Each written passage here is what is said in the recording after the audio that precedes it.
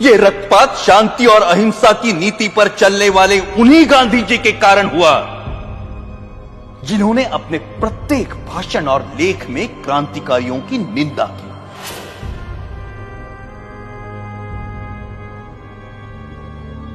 जब गांधी जी के प्रचंड विरोध के बावजूद भी मार्च 1931 के वार्षिक अधिवेशन में कांग्रेस ने भगत सिंह के साहस की प्रशंसा में प्रस्ताव पारित किया, तब गांधी जी अपनी इस पराजय को नहीं भूले और कुछ महीने भीतर जब मुंबई के गवर्नर पर गोली चली तो गांधी जी ने उसका कारण भगत सिंह की प्रशंसा में पारित इस प्रस्ताव को ही बताया।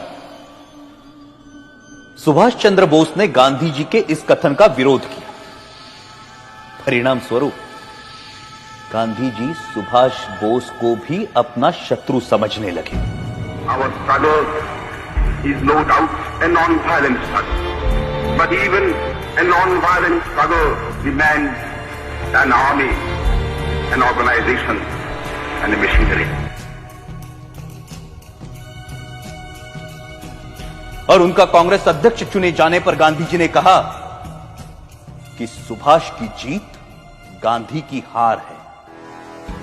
जब तक उन्हें कांग्रेस अध्यक्ष की गद्दी से नहीं उतारा गया तब तक उनका क्रोध शांत नहीं हुआ।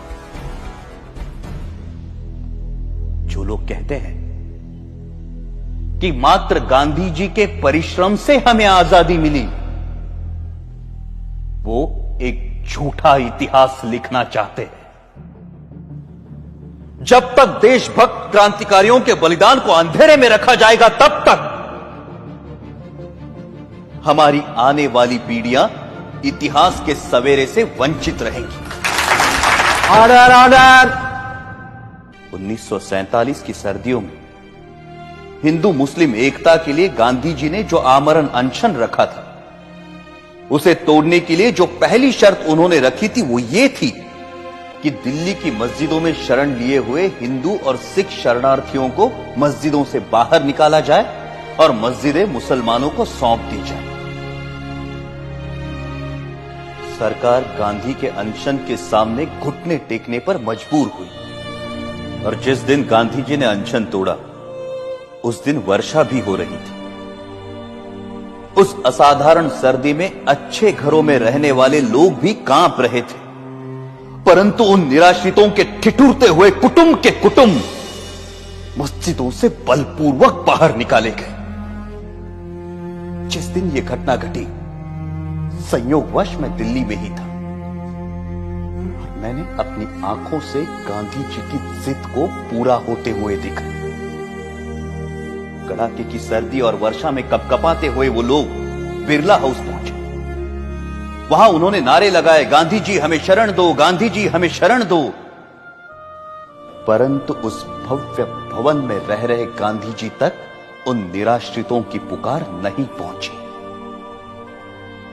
यह मर्मस्पर्शी दृश्य जिसे देखकर कठोर से कठोर मनुष्य का हृदय भी द्रवित हो जाए, मैंने स्वयं अपनी आंखों से देखा है। क्या उन निराश्रितों ने अपनी मर्जी से उन मस्जिदों में डेरे डाले थे? क्या गांधी जी को उन विषम परिस्थितियों की कल्पना नहीं थी जिनसे बाध्य होकर वो बदनसीब उन मस्जिदों में शरण लेने को मजबूर हुए थे? यदि उन मस्जिदों को खाली कराया जाना उचित था तो पाकिस्तान के मंदिर खाली कराकर हिंदुओं को सौंपने की मांग गांधी जी ने क्यों नहीं रखी? यदि वो ऐसा करते तभी यह सिद्ध होता कि गांधी जी निष्पक्षता से हिंदू मुस्लिम एकता के इच्छुक थे।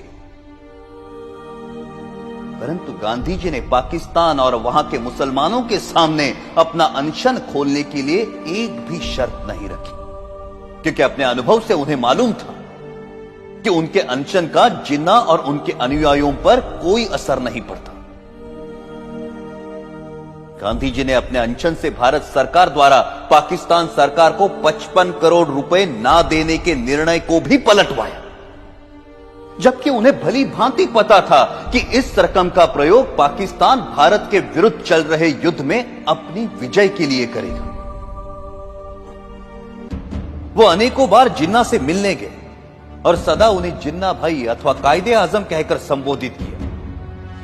लेकिन एक भी ऐसा अवसर नहीं आया जब जिन्ना ने उनसे सहयोग की इच्छा प्रकट की हो।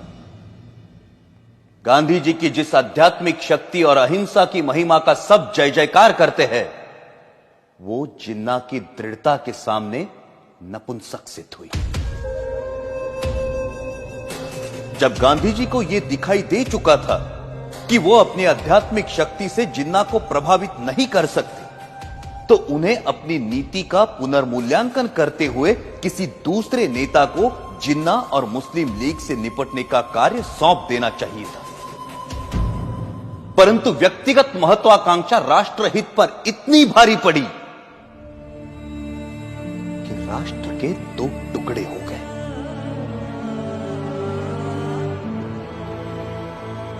हमारे त्यागी और दूरदर्शी नेताओं ने संपूर्ण भारत की स्वाधीनता के लिए स्वतंत्रता संग्राम में भाग लिया था, परंतु देश के विभाजन से वो संयुक्त राष्ट्रीय प्रयास विफल हो गया। जिन देशभक्त क्रांतिकारियों ने हंसते हंसते फांसी के फंदों को गले से लगाया था, आजीवन कारावास अथवा देश से निर्वासित होने की यातनाएं भोगी थी, क्या उन्होंने इसी विभाजित देश के लिए अपने जीवन दांव पर लगाए थे? 14 अगस्त 1947 को छलपूर्वक भारत के विभाजन को स्वीकार कर लिया गया और पंजाब, बंगाल और सीमा प्रांत के हिंदुओं के भविष्य की किसी ने कोई चिंता नहीं की।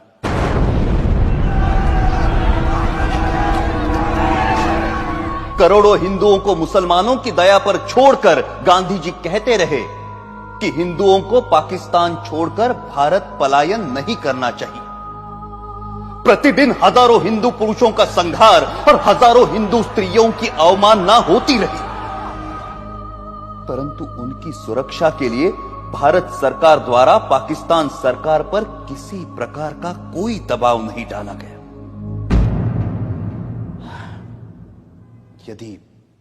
यदि समाचार पत्र पाकिस्तान में हिंदुओं पर हो रहे अत्याचार के संबंध में कुछ लिख देते हैं, तो उसका अर्थ यह लिया जाता है कि समाचार पत्र हिंदू और मुसलमानों में मतभेद फैलाने का काम कर रहे हैं और उन पर प्रेस इमरजेंसी एक्ट की धाराएं लागू कर दी जाती हैं।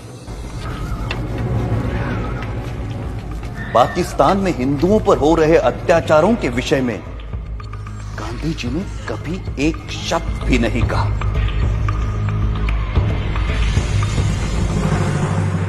यह कहना अनुचित नहीं कि पाकिस्तान में हिंदू जाति और हिंदू संस्कृति को मिटाने के लिए जो अत्याचार हो रहे हैं, उसका मूल कारण गांधी ही है। यदि भारत की राजनीति को भली भांति संभाला जाता, तो ऐसा संघार जिसका उदाहरण इतिहास में कहीं नहीं मिलता, कभी भी घटित ना हुआ होता।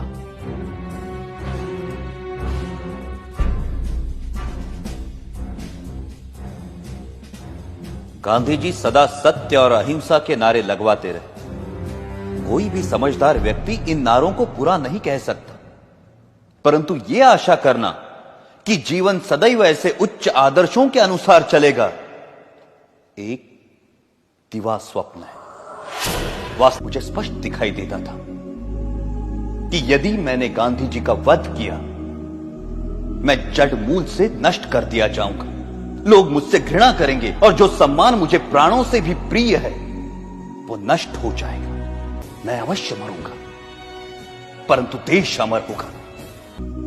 मुझे स्पष्ट दिखाई देता था कि यदि मैंने गांधी जी का वध किया, मैं जड़ मूल से नष्ट कर दिया जाऊंगा। लोग मुझसे घृणा करेंगे और जो सम्मान मुझे प्राणों से भी प्रिय है, वो नष्ट हो जाएगा। परंतु मुझे यह भी दिखाई देता था कि भारत की राजनीति से गांधी जी के प्रस्थान से ही भारत का भाग्योदय होगा और देश एक महाशक्ति बनकर उभरेगा। मैं अवश्य मरूंगा, परंतु देश अमर होगा। मुझे गालियां मिलेंगी, परंतु विश्व में भारत का नाम होगा। और यही सोचकर मैंने गांधी जी का वध करने का निर्णय लिया और अपना यह निर्णय किसी को नहीं बताया। अंततः 30 जनवरी 1948 को मुझे मेरा निर्णय साकार करने में सफलता मिली। यदि देशभक्ति पाप है तो मैं मानता हूं मैं पापी हूं, और यदि देशभक्ति प्रशंसनीय है तो मैं स्वयं को उस प्रशंसा का अधिकारी मानता हूं। मेरे जीवन का अंत तो तभी हो गया था जब मैंने गांधी जी पर गोली चलाई थी। उसके पश्चात तो मैं एक अनासक जीवन बिता रहा हूं और मुझे अपने कृत्य पर कोई पश्चाताप नहीं है।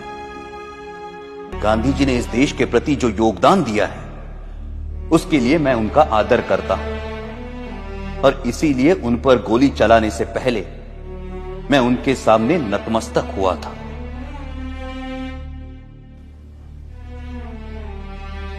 मेरी ना किसी से कोई दुश्मनी है और ना किसी के प्रति कोई दुर्भावना। आप मेरे बयान को जिस प्रकार देखना चाहे देखिए, और अपनी भावना के वशीभूत जो कार्य मैंने किया है उसका जो दंड मुझे देना चाहे देखिए। मैं किसी प्रकार की कोई दया नहीं चाहता। मैं ये भी नहीं चाहता कि मेरी ओर से कोई दया की याचना करे। इस अभियोग में मेरे साथ कई लोगों को षड्यंत्रकारियों के रूप में शामिल किया गया है। इस बारे में मैं पहले भी कह चुका हूं कि इस कार्य में मेरा कोई साथी नहीं है, और केवल मैं ही इसका उत्तरदायी हूं। अंत में मैं ये कहना चाहता हूं कि जो वक्तव्य मैंने दिया है वो सत्य और शुद्ध है। इसमें प्रस्तुत प्रत्येक बात संदर्भ ग्रंथों को देखकर तैयार की गई है। मैंने ये लंबा वक्तव्य इसलिए नहीं दिया कि लोग मेरे कार्य को सराहें, बल्कि इसलिए दिया है कि लोग मेरे विचारों को भली भांति जान जाएं और किसी के मस्तिष्क में कोई भ्रांत धारणा न रहे। भगवान करे हमारा देश फिर अखंड हो और भारतीय उन विचारों का त्याग करे जो अत्याचारी के आगे झुकने की प्रेरणा देते हैं। यह सत्य है कि मैंने सैकड़ों लोगों के बीच दिन के समय गांधी जी पर गोलियां चलाई, परंतु मैंने भागने का प्रयत्न नहीं किया और ना ही स्वयं पर गोली चलाई। मैंने कानून के सामने आत्मसमर्पण किया, क्योंकि मैं अपने विचारों को खुली अदालत में प्रकट करना चाहता था। आलोचनाओं के बावजूद मैंने जो कृत्य किया है उसके नैतिक पक्ष पर मेरी आत्मा कभी भी विचलित नहीं हुई, और मुझे किंचित भी संदेह नहीं कि सच्चाई और ईमानदारी से इतिहास के इस अध्याय को जब इतिहासकार लिखेंगे तो वो मेरे कार्यों और उसके परिणाम का सही मूल्यांकन करेंगे। मेरा वक्तव्य अब समाप्त हो चुका है। आपने इसे ध्यान से सुना और सुविधाएं दी, उसके लिए मैं आपका कृतज्ञ हूं। जिन्होंने मुझे इस अभियोग में कानूनी सहायता दी और इस अभियोग से संबंधित पुलिस अफसरों का भी मैं कृतज्ञ हूं। जेल के अफसरों को भी सद्व्यवहार के लिए धन्यवाद। अखंड भारत अमर रहे।